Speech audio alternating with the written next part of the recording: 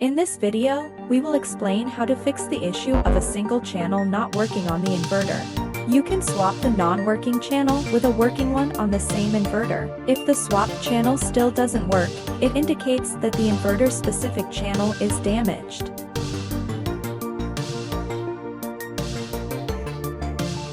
If there is still no production in the new channel after swapping, measure the DC voltage to check if the voltage of the component matches the inverter.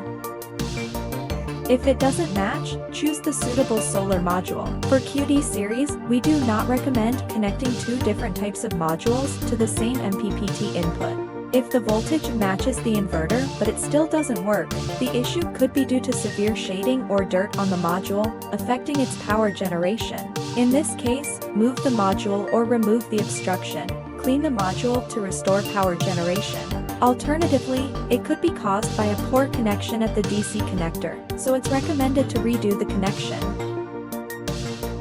If the solar module and inverter are compatible and the above solutions do not resolve the issue, please contact APsystems technical support.